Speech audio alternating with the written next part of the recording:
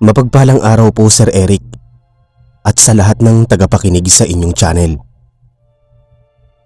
Itago mo na lang ako sa pangalang Greg. 53 taong gulang at kasalukuyang naninirahan sa probinsya ng Antique. Ang kwentong aking ibabahagi ay hango sa tunay kong karanasan noong ako ay 22 taong gulang. Bantog na manghihilot at magtatawas ang aking lolo Anoy. 7 taon pa lang ako nang mag-umpisa na akong isama ni lolo sa tuwing may hihilutin o tatawasin siyang pinupuntahan. Hindi dahil sa paborito niya akong apo, kundi dahil malakas ang katawan ko. Ako ang ginagawang tagabuhat ni lolo ng mga pagkaing binibigay ng mga customer at kilala namin. Sa tuwing may pupuntahan kami ni lolo, ay palaging ibinibilin ni Lola Celia na wag kong kakalimutang pumitas ng kalamansi sa aming likod bahay. Noong una ay hindi ko maunawaan kung bakit kailangan kong gawin yun. Hanggang isang pangyayari ang naganap na hindi ko makakalimutan. Isang gabi ay may naging bisita kami at ang hinahanap ay si lolo. Dahil magkasama kami sa bahay, kaya naman dinig na dinig ko ang usapan nila. Isang mag-asawa ang aming bisita. Ayon sa mag-asawa ay 5 araw nang pabalik-balik ang lagnat ng kanilang anak. Tinanong ni lolo kung taga-saan sila para alam namin kung saan namin sila pupuntahan. Biglang natigilan si lolo at napaisip nang marinig sa lalaki ang baryo na tinitirahan ng mga ito ay ang baryo ng Lanitan. Ang nasabing baryo ay matatagpuan sa isang liblib na bahagi ng aming bayan. Minsan ko nang narinig na pinag-uusapan ng baryo Lanitan. Usap-usapan na pinamumugaran ng baryo na ito ng mga aswang. Makalipas ang ilang sandali ay sinabi ni Lolo Anoy na pupunta siya kinabukasan. Bago umalis ang mag-asawa ay ibinilin ng mga ito na kapag nasa baryo Lanitan na si lolo ay ipagtanong lang sa mga taga-baryo ang pangalang Aling Corazon at Mang Dani. Pagkaalis ng mag-asawa ay kinausap agad ni Lola si Lolo Anoy. Sinabi ni Lola na delinkwente ang nasabing baryo dahil sa hindi magandang balita na narinig niya sa mga taong nakarating na sa nasabing lugar. Kinausap agad ako ni Lolo Anoy na matulog ng maaga dahil madaling araw pa lang ay aalis na kami. Bago matulog ay nagtungo muna ako sa likod bahay para manguha ng kalamansi. Halos mapuno ang isang supot na dala ko bago ko inilagay sa dadalhin naming basket. Papunta na ako sa kwarto naming magkakapatid nang mamataan ko si lolo na abala sa paghahasa ng isang maliit na kutsilyo. Naggibit balikat na lang ako at tumuloy na sa kwarto para matulog. 4:00 ng madaling araw nang gisingin ako ni Lola Celia. Nakahanda na raw ang almusal at hinihintay na ako ni Lolo Anoy sa mesa. Pupungas-pungas akong bumangon at dumiretso na sa kusina. Mula sa amin ay nilakad lang namin ni lolo ang daan papunta sa baryo Lanitan. Bago pumutok ang araw ay nasa bukana na kami ng baryo. Pinagpawisan na ako dahil sa suot kong makapal na jacket na pag-aari pa ni lolo. Mula sa bukana ng baryo ay may mga nakasalubong kaming mga tao. Ang iba ang may dalang mga kalabaw at araro, habang ang iba naman ay mga nakabihis na parabang may mga pupuntahang malayo. Napapatingin sa amin ang mga taong nakakasalubong namin. Marahil ay kinikilala kami kung taga-baryo Lanitan ba kami o mga dayo lang. Hanggang pagsapit ng mga kabahayan ay nagtanong-tanong na si lolo sa mga taong nakasalubong namin. Isang babae ang edad ay nasa 30 lang ang kinausap ni lolo. Nang marinig nito ang pangalan ni Aling Corazon ay parang natigilan ito. Sa huli ay itinuro nito ang bahay at nagpaalala pa na mag-iingat kami. Nahihiwagaan ako sa mga sinabi ng babaeng yon. Mula sa baryo ay lumiko pa kami sa isang maliit na daan. Ayon sa babae, may madadaanan pa kaming sapa bago makarating sa bahay ni na Aling Corazon. Sinalubong kami ng isang batang babae na nasa edad 10. Pasigaw nitong tinawag ang pangalan ni Aling Corazon. Nagtaka lang ako nang titigan ko ang mga kuko ng bata. Mahahaba ito, pero malilinis naman. Kaya naisip ko na baka sinadya lang pahabain ng mga kuko nito. Nakangiting sinalubong kami ng mag-asawang sina Aling Corazon at asawa nitong si Mang Dani. Malawak ang bakuran ng bahay ng mga ito at may magagandang halaman na namumulaklak. Pinatuloy kami ng mag-asawa sa loob ng bahay. Pinuntahan agad ni Lolo ang anak ni Aling Corazon na may iniindang sakit. Isang dalagita ang naabutan naming natutulog sa isang papag. Sinipat ni Lolo ng dahan-dahan ang noo ng dalagita. Pagkatapos ay maingat na niyugyug na ito para sa pagtatawas. Dahan-dahan namang naalimpungatan ng dalagita. Nagulat pa ito nang makita kaming dalawa ni Lolo. Lumabas sa tawas ni Lolo na nakatuwaan ng isang engkanto ang anak ni Aling Corazon. Pagkatapos niya itong tawasin ay hinilot naman niya ang buong katawan. Nakabantay naman ang ama ng dalagita na si Mang Dani. Mag-aalas 10 na ng umaga nang matapos si Lolo sa pagtatawas at paghilot sa anak ni na Aling Corazon. Sinabihan kami ni Mang Dani na sa kanila na lang kami kumain ng tanghalian. Nagpaalam si Lolo kay Mang Dani na magpapahangin lang kami sa labas. Mabilis kong inilibot ang aking mga mata sa loob ng bahay ni na Aling Corazon. Hindi ko maintindihan pero kakaiba ang pakiramdam ko sa mga oras na yon. Napakunot noon na lang ako dahil wala man lang kahit isang santo o rebulto ni Papa Jesus ang nasa kanilang bahay. Mula sa kusina ay lumabas na pawisan si Aling Corazon. Nakita kong may pulang dugo sa kanyang palad at mga daliri. Kinuha niya ang nagayat ng puso ng saging sa ibabaw ng mesa sa labas ng kanilang bahay. Bago siya bumalik sa kusina ay sinabihan niya si Lolo na doon na kami kumain ng tanghalian. Nagluluto daw siya ng dinuguan.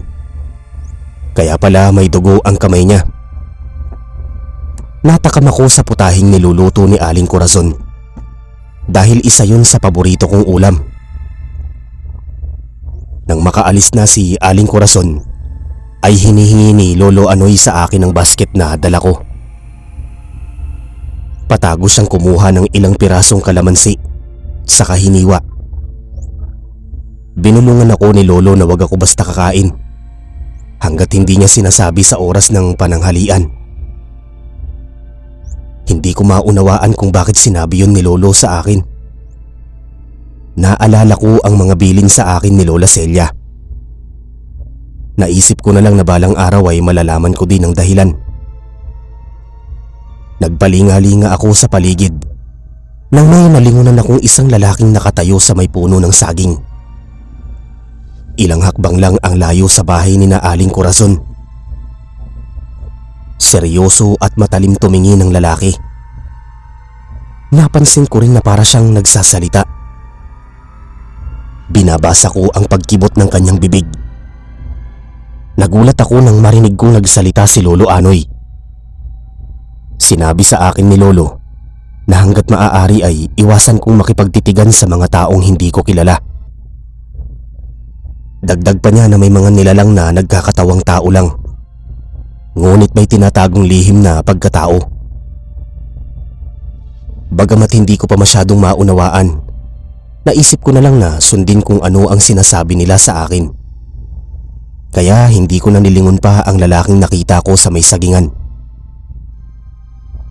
Bandang alas 11 ng umaga nang may dumating na mga bisita sina Aling Corazon. Isang babaeng buntis at isang matandang babae.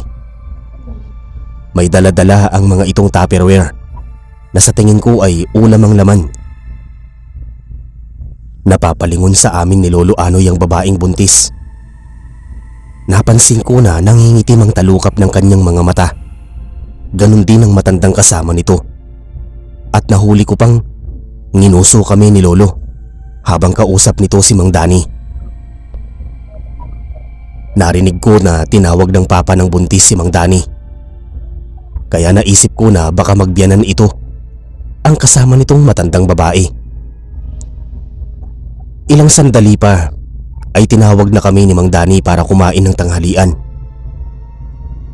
Tumayo na si Lolo Anoy at nilingon niya ako. Nakuha ko na ang ibig niyang sabihin nang titigan niya ako ng makahulugan. Pagpasok pa lang namin sa kusina ay nalanghap ko agad ang mabangong amoy ng bagong lutong dinuguan. Naabutan namin sa mesa si Mang Dani, ang buntis na babae at kasama nitong matandang babae. Nakaupo din na magkatabi ang dalawang batang babae. Bukod sa kanin na nakahain ay may sinabawang isda rin. Hiniwa-hiwang pinya at ang Tupperware na dala ng buntis na babae. Tahimik lang si Lolo na nakaupo. Alam kong nakikiramdam lang siya sa aming mga kaharap.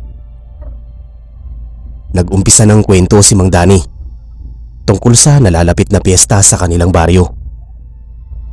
Iniimbita niya si Lolo na makipiesta sa kanila. Hindi nangako si Lolo. Ang sabi lang niya ay titignan niya kung wala siyang lakad sa araw na yon. Nasa kalagitnaan sila ng pagkikwentuhan nang sumulpot naman si Aling Corazon mula sa labas ng kusina. Nakahiwalay sa kusina ang lutuan nila. Nakangiting inilapag ni Aling Corazon ng isang kasirolang puno ng umuusok pang bagong lutong dinuguan. Takam na ang buntis habang inaamoy-amoy pa ang umuusok na kasirola.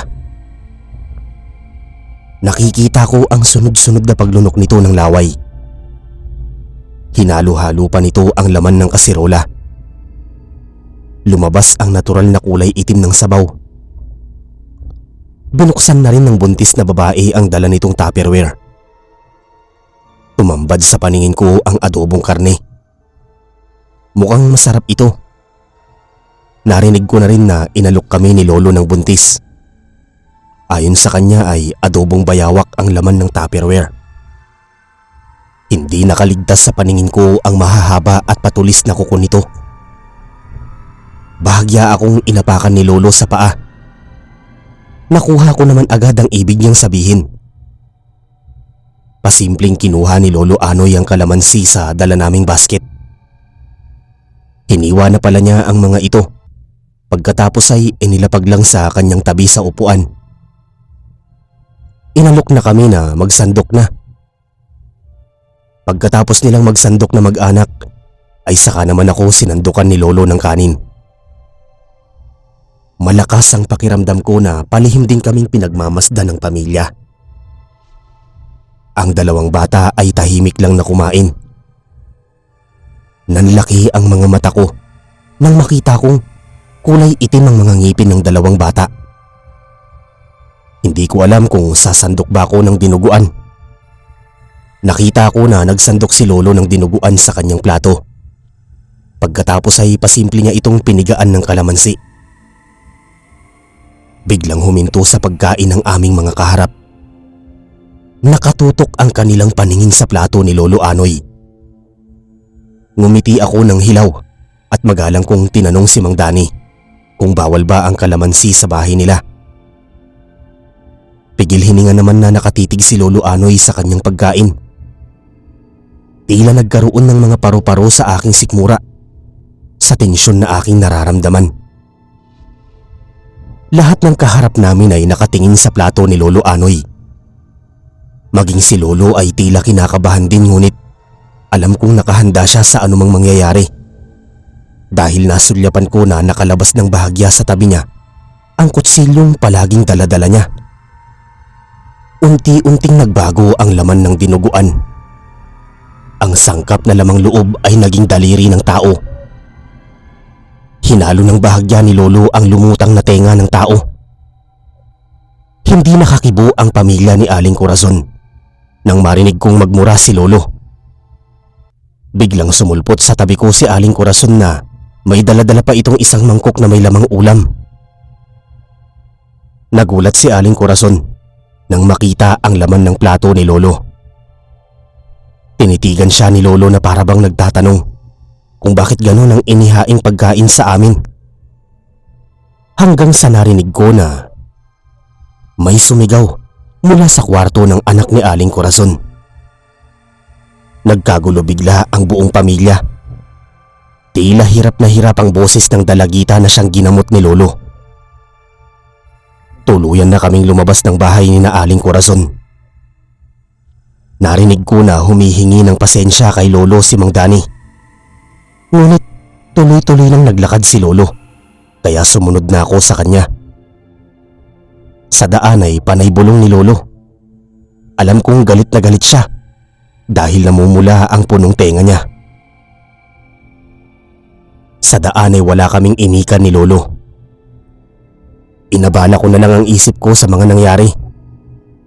Naisip ko na kung nagkataon pala at hindi natuklasan ni Lolo na may kakaiba sa nilutong dinuguan ni Aling Corazon, siguradong nakakain na kami ni Lolo ng karne ng tao. Pagdating namin sa bahay ay nagtaka si Lola Celia sa kilos ni Lolo Anoy. Dumiretso si Lolo sa aming likod bahay, kung saan ay naroon ang bahay kubo na tambayan ni Lolo. Hinayaan ko muna si Lolo na mapag-isa, subalit kinulit naman ako ni Lola Celia kung ano ba ang nangyari sa pagpunta namin sa bahay nila Aling Corazon. Wala na akong nagawa pa kundi ang ikwento ang lahat, na ikinabigla naman niya ng gusto. Kinabukasan ay nakita kong umalis si Lolo Anoy. Palihim ko siyang sinundan hanggang sa makarating kami sa isang kuweba. Ang kuwebang yun ay matatagpuan sa lupang pag-aari nila ni Lola. Ilang beses lang akong nakarating sa lugar na yun. Ngunit sa pinakabungad lang kami ng kuweba ni Lola naghihintay kay Lolo. Tanda ko pa na pumupunta sila palagi ni Lola sa kuwebang yun tuwing sasapit ang mahal na araw. Palagi kong tinatanong kay Lola Celia kung ano ang ginagawa ni Lolo sa loob ng kuweba. Ngunit palagi niyang sinasabi sa akin na balang araw ay malalaman ko rin ang sagot. Tumingin muna sa paligid si Lolo bago siya dahan-dahang pumasok sa loob ng kuweba. Kinakabahan man ay sumunod ako sa kanya.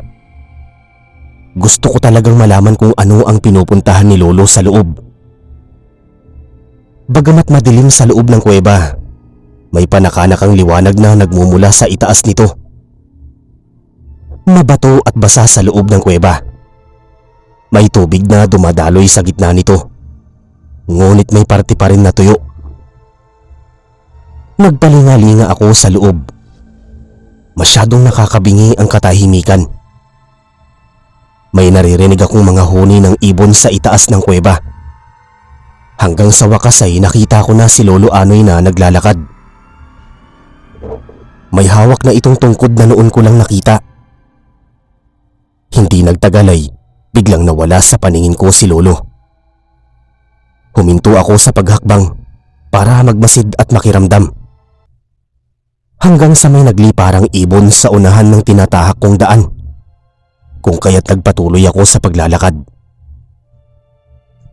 Hindi nagtagal ay nakita ko si Lolo na nakatayo patalikod sa akin. Tila may tinitignan siyang kung ano sa gilid ng kuweba. Napamaang ako at napahawak sa aking bibig nang makita ko na may maliit na kubo sa loob bandang gilid ng kuweba. Binuksan ni Lolo ang kawayang pintuan ng kubo. Pagkatapos ay hinawi niya ang kulay pulang tela na nakatabing sa pinto. Mula sa kinatatayuan ko ay kitang-kita ko ang loob ng kubo. Isang maliit na papag ang nasa loob at may mga kakaibang rebulto akong nakita. Sinindihan ni Lolo ang mga kandila sa harapan ng mga rebulto. Pagkatapos ay may kinuhang isang itim na libro si Lolo sa ilalim ng katre. Binuklat ni Lolo ang ilang pahina ng libro hanggang sa kusa itong huminto sa pagbuklat. Namalayan ko na lang na may naririnig na akong bumubulong. Si Lolo, tila nagdadasal habang nakahawak sa nakabukas na itim na libro. Hindi ko akalain na may kakaibang kapangyarihan din pala si Lolo. Ilang sandali pa ay may kung anong bagay na kinuha sa bulsa ng kanyang suot na short si Lolo. Nakita ko na tinitigan niya ito ng sandali. Pagkatapos ay inilapag sa gitna ng nakabukas na libro. Sumunod kong nakita ay ang tila panginginig ng katawan ni Lolo Anoy. Medyo kinabahan ako dahil tumataas din ang kanyang mga mata.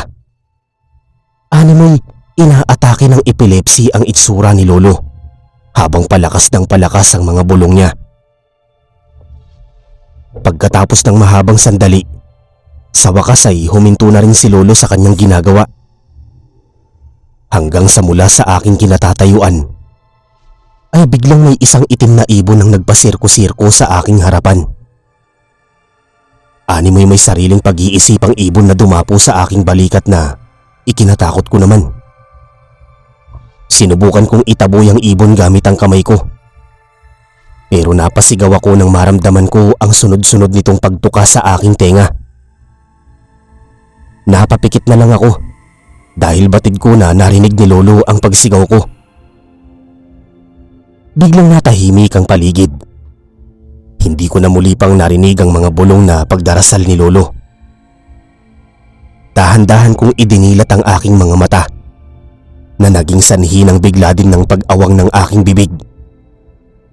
Dahil si Lolo Anoy ay nasa harapan ko na at galit ang ekspresyon ng mukha nito. Inasahan ko na papagalitan ako ni Lolo at sisermonan. Subalit bigla itong tumalikod at bumalik sa libro. Itinabi niya ang itim na libro habang ibinulsa naman ang bagay na inipit niya dito. Pagkatapos niyang maibalik ang itim na libro sa taguan, kinawayan ako ni Lolo para lumapit sa kanya. Ayon sa kanya, isa sa nagustuhan niya sa akin bilang kanyang apo ay ang pagiging mausisa. Naramdaman kong ginugulo-gulo niya ang buhok ko. Wala nang nagawa pa si Lolo kundi ang magkwento at ipaliwanag sa akin ang lahat ng nakita ko. Sa paunang kwento ni Lolo, 16 na taong gulang pa lamang siya nang makahiligan niyang sumunod-sunod sa kanyang namayapang ding lolo na nagngangalang Lolo Boy. Bantog na albularyo ang kanyang lolo. Bilang daw sa daliri ang mga araw na nananatili ito sa bahay sa loob ng 1 linggo. Dagdag pa ni Lolo Anoy, palaging umaalis ang kanyang Lolo Boy dahil maraming sumusundo dito para gamutin ang may sakit na kamag-anak nila. Hanggang isang araw, naisipan ni Lolo na sumama sa panggagamot ng kanyang lolo. Hindi makapaniwala ang lolo niya dahil nahihilig sa basketball noon si Lolo. Ang hindi alam ng matanda na matagal na siyang pinagmamasdan at sinusundan-sundan ng kanyang apo. Noong una ay ayaw ni Lolo Boy na isama si Lolo Anoy. Ayaw niya kasing madamay pa ang apo sa balik o ganti ng mga mangkukulam at mambabarang na kanyang kinalaban dahil sa kanyang panggagamot sa kanyang mga pasyente. Subalit, masyadong mapilit si Lolo Anoy. Kahit hindi niya ito pinapayagan sumama, nakikita niya palagi itong nakasunod sa kanya ng palihim. Kaya sa huli ay nagdesisyon na si Lolo Boy na isama ang kanyang apong si Lolo Anoy sa mga lakad nito. Harap-harapang nasaksihan ni Lolo Anoy ang mga paraan ng panggagamot ng kanyang Lolo Boy sa mga may sakit. Sa tuwing may napapagaling din si Lolo Boy ay masayang masaya ito. Sabi ni Lolo Boy ay hindi matutumbasan ng anumang halaga na ibinabayad sa kanya ng mga kamag-anak ng may sakit. Ang tuwa na nararamdaman niya sa tuwing napapagaling siya na may sakit. Subalit isang araw ay sinubukan ng tadhana ang katatagan ni Lolo Boy. Mismong kamag-anak ng batang pinagaling niya ay sinuklian pa siya ng hindi maganda. Isang bata na kinulam ng kapitbahay nila mismo ang ginamot ni Lolo Boy. Galit na galit ang ama ng bata nang makita nito na nakikipag-usap si Lolo Boy sa kapitbahay ng mga ito na siya namang nangkulam sa kanyang anak. Pinagbintangan nito si Lolo Boy na nakikipagsabuatan sa kanyang kapitbahay. Samantalang ang hindi niya alam, kaya kinausap ni Lolo Boy ang mangkukulam para balaan ito na wag nang uulitin ang masama nitong ginagawa, lalo pa at inosenteng bata ang nadamay. Hindi naniwala ang lalaking ama ng bata. Pinagbantaan pa nito si Lolo Boy na ibabalik ang sakit na ginawa nito at sa kapitbahay nila na siya talagang nangkulam sa anak ng lalaki. Makalipas ang ilang linggo, nagising na lang si Lolo Anoy na nagkakagulo sa kanilang bahay. Hinimatay ang Lolo Boy niya at nahihirapang huminga. Hindi niya alam ang kanyang gagawin. Pumasok agad sa isipan niya ang lalaking nagbanta sa buhay ng kanyang lolo, na yun ang dahilan ng paghihirap ng kanyang Lolo Boy. Ilang araw ang lumipas. Lumala ang kalagayan ni Lolo Boy. Pinatawag nito ang kanyang apo na si Lolo Anoy. At sa edad na 16 na ay gusto ni Lolo Boy na si Lolo Anoy na ang magmana ng kanyang kapangyarihan sa panggagamot. Tumanggi si Lolo Anoy. Sinabi niya sa kanyang Lolo Boy na gagaling at lalakas pa ito, kaya muli pang makakapanggamot. Subalit habang lumilipas ang mga araw ay pahina ng pahina ang kanyang Lolo Boy. Di naglaon ay pumayag na rin si Lolo Anoy dahil naaawa na siya ng husto sa kalagayan ng kanyang lolo. Tinuruan si Anoy ng kanyang lolo kung paano kumilatis ng mga taong nakakasalamuha. Lalo na't tuwing dadalo si Lolo sa mga handaan. Ang lolo niya ang nagturo tungkol sa kalamansi.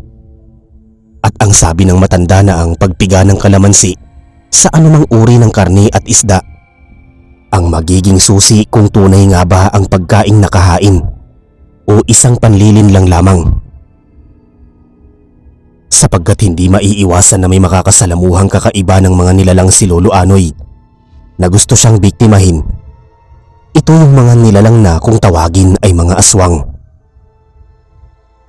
Lumipas ang mga araw, nagising na lang si Lolo Anoy na nag-iiyakan na ang kanyang kamag-anak. Iniwan na sila ng kanyang pinakamamahal na lolo. Tila nabingi si Lolo at hindi magawang kumilos at magsalita. Namalayan na lang ni Lolo na umiiyak na siya, hanggang ang iyak ay naging hagulgol na. Hinintay lang pala ni Lolo Boy na mapag-aralan niya ang lahat ng itinuro sa kanya nito. Ipinamana din kay Lolo Anoy ng kanyang lolo ang itim na libro. Naging masalimuot ang mga sumunod na nangyari. Nagtanim ng galit si Lolo Anoy sa lalaking nagpabarang sa kanyang Lolo Boy. Hindi inakala ni Lolo Boy na tatraydorin siya ng ama ng batang pinagaling niya, kaya hindi siya naging maingat. Yung plato, kutsara at basong ginamit niya noong pinakain siya sa bahay ng batang kanyang ginamot ay ang siyang ginamit para ipabarang siya ng ama ng bata. Pagkatapos mailibing si Lolo Boy, ay naghanap si Lolo Anoy ng tahimik na lugar, hanggang sa nakita niya ang tagong kuweba kung saan kami naroon sa kasalukuyan. Inaral niya ng husto ang mga pamamaraan ng panggagamot at higit sa lahat kung paano na rin mambarang at mangkulam. Napabuntong hininga si Lolo Anoy sa parte ng kwento niyang yon.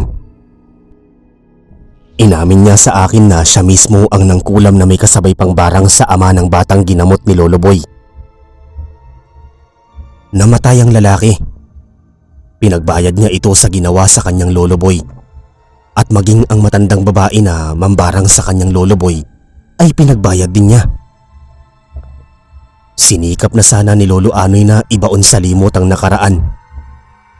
Subalit biglang nanariwa ang lahat nang muntik na kaming pakainin ni Aling Corazon ng karne ng tao. Napapailing na inakbayan ako ni Lolo sa loob ng kuweba. Sinabayan niya na wag akong basta magtitiwala kahit nakangiti pa ng matamis sa akin ng isang tao. Dahil maraming napapahamak na tao dahil sa mabilis na pagtitiwala sa kanyang kapwa. Lumipas ang mga araw. Isang hapon ay sinabihan ako ni Lolo Anoy na pupunta kami sa nalalapit na piyesta sa baryo ni na Aling Corazon. Bigla akong natigilan at nag-isip kung bakit kailangan pa naming pumunta. Ayon kay Lolo, bibigyan niya ng leksyon si Aling Corazon.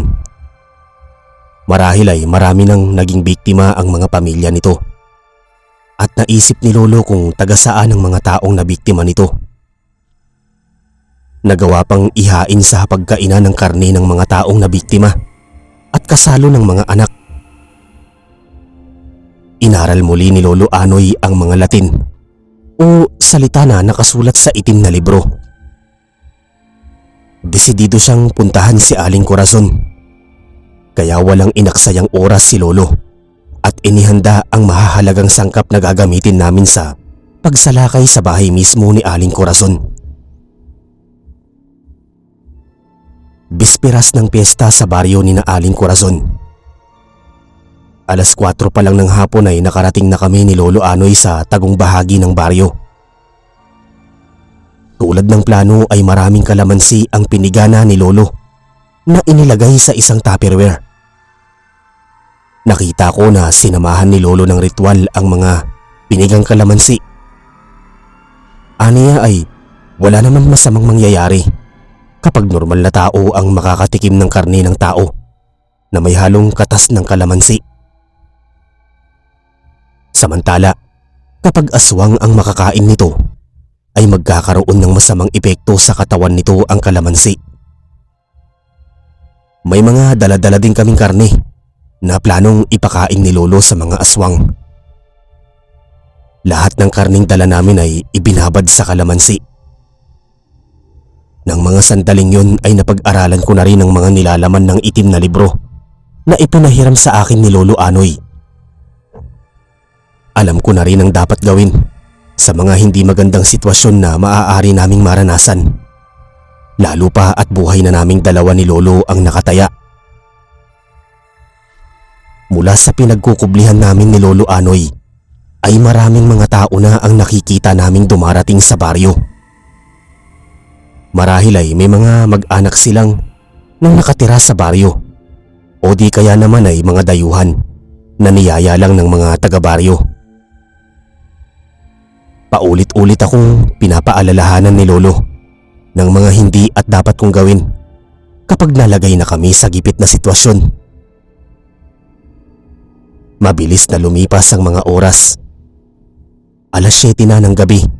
Nangyayain ako ni Lolo na pumunta sa bahay ni na Aling Corazon. Abot-abot ang kaba ng aking dibdib. Tila pakiramdam ko ay maiihina ako sa takot. Hanggang sa nakikita na namin ang bubong ng bahay ni na Aling Corazon. Maliwanag ang buwan noon, kaya hindi kami nahirapang baybayin ang daan papunta sa kanila.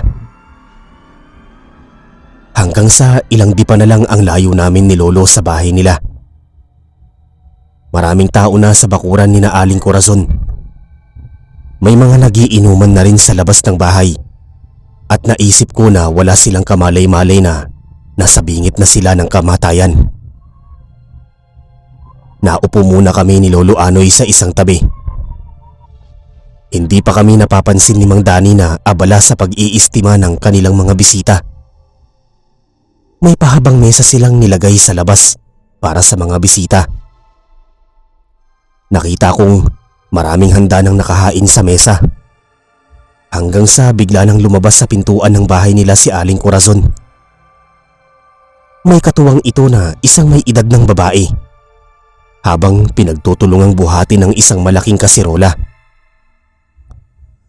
Nagkatinginan kami ni Lolo. Iisa ang nasa isip namin na dinuguan ng laman ng kasirolang yun. Normal na sa mga pistahan at sinasadya talaga ng taong namimiesta ang dinuguang handa sa bisperas ng pistahan, mapabaryo man o bayan. Masayang hinarap ni Aling Corazon ang kanilang mga bisita. May matanda, may bata at kasing edad ko ang takam na takam sa dinuguang sinasandok ni Aling Corazon. Nasulyapan ko rin ang dalawang maliliit na anak ni Aling Corazon na tahimik lang na nagmamasid sa mga tao.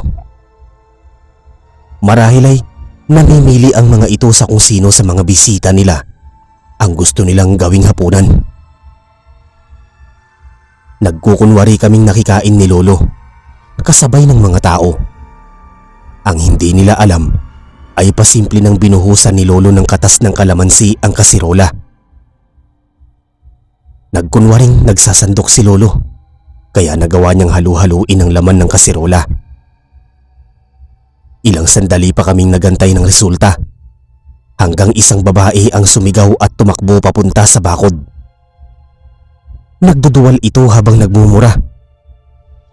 Lumabas bigla si Mang Dani at inalamang nangyari. Sumunod namang dumuwal ang iba pang kumakain na bisita. May sumigaw na lalaki na ang kinakain nila ay katawan ng tao. Nagkagulo na ang paligid. May sumigaw na ng aswang. Galit na umikot ang paningin ni Mang Dani hanggang sa mapadako ang paningin nito sa akin.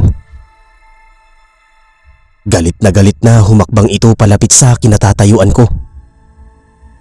Namataan ko na rin na lumabas ng bahay si Aling Corazon at noon at nanlilisik na ang mga mata. Unti-unting nagbago ang mga anyo ni Manong Dani at Aling Corazon. Humaba ang mga kuko nilang mag-asawa at kumapal ang mga balahibo sa muka at braso. Tumutulo na ang malalagkit na laway sa kanilang mga bibig. Bawat bisita nila na nakakakita sa pagbabago nila ng anyo ay hindi makapaniwala. Hinanap ng mga mata ko ang dalawang bata. Nasindak ako nang makita ko silang pinagdadaluhan na ang katawan ng isang walang muwang na batang lalaki. Wakwak na ang tiyan ng batang lalaki. Nagsigawan lalo ang mga tao nang mag-umpisa na silang dakmain ni Aling Corazon. Maging ang matandang kasama ni Aling Corazon na nagbuhat ng kasirola ay naging aswang na rin. Bata man o matanda, naging ganap na mga aswang. Bumaba ang babae at may kinausap na pinakamatandang na aswang. Marami ng katawan ng tao ang nakahandusay sa lupa. Hindi magawang makalapit sa akin ng mag-asawa dahil may hawak-hawak akong matulis na buho. Tulad ng pinag-usapan namin ni Lolo Anoy, hindi na ako nagulat nang biglang may sumigaw na babae mula sa loob ng bahay ni Aling Corazon. Si Lolo, hawak-hawak sa liig ang nakagapos na dalagita. Nasaan yung tao pa rin ito, kaya walang lakas na lumaban. Ito yung dalagita na pinagaling niya. Galit na hinarap ng mag-asawang sina Mang Dani at Aling Corazon si Lolo. Mula sa pintuan ng bahay ni Aling Corazon, namumutla ang payat na dalagitang anak nito habang umiiyak na nakatingin sa kanyang mga magulang. Alam kong hindi ganun kahigpit ang pagkakatali ni Lolo sa kamay ng dalagita.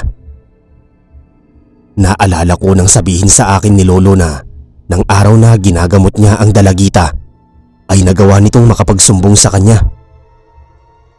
Ayon sa dalagita, kaya siya payat at nagkasakit dahil ayaw niyang kainin ng mga pagkaing binibigay sa kanya ng kanyang pamilya. Biglang lumabag ang mga itsura ng mag-asawa. nang makita ang anak nilang dalagita. Nakiusap ang dalagita na itigil na ang pagbaslang sa kanilang mga bisita. Dahil kung hindi, ay siya mismo ang tatapos sa kanyang buhay. Tinanggalan na ni Lolo Anoy ng tali ang kamay ng dalagita. Katakot-takot na sumbat ang inaani ng mag-asawa. Ayon sa dalagita ay walang kahihiyan at utang na loob ang kanyang pamilya. Dahil si Lolo na tumulong sa kanya para gumaling, ay pinagtangkaan din nilang walang hiyain. Dahil sa galit ng mag-asawa at naghinala na nilason ni Lolo ang isip ng kanilang anak, ay sinugod ng mag-asawa si Lolo na nasa likod lang nito. Hindi naisip ni Lolo na totohanin ng dalagita ang banta ng kanyang mga magulang. Sa isang iglap ay pare-pareho kaming nasindak. Gamit ang kutsilyong pag-aari ni Lolo na biglang inagaw nito, ay tinapos ng dalagita ang kanyang buhay sa pamamagitan ng pagtarak sa kanyang sariling dibdib. Halos mabaliw-baliw ang mag-asawang aswang sa nasaksihan. Nang dahil sa kanila ay nawalan sila ng isang anak. Napaiyak ako nang makitang lumuluha ang dalagita bago ito tuluyang nawalan ng hininga. Sa tulong ng mga pulis na dumating ay hinuli ang mag-asawang sina Mang Dani at Aling Corazon. Ganon din ang mga anak nito at iba pang kamag-anak.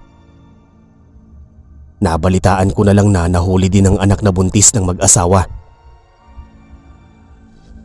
Magpahanggang kasalukuyan ay hindi pa rin mawaglit sa aking isipan ang nangyari ng mga panahon na yon. Subalit, dala-dala ko naman ang mga pangaral ni Lolo Anoy sa akin. Paminsan-minsan ay nanggagamot ako, ngunit hindi ko masyadong pinagtuunan ng pansin. Mas gusto ko kasi ng tahimik na buhay, kasama ang sarili kong pamilya.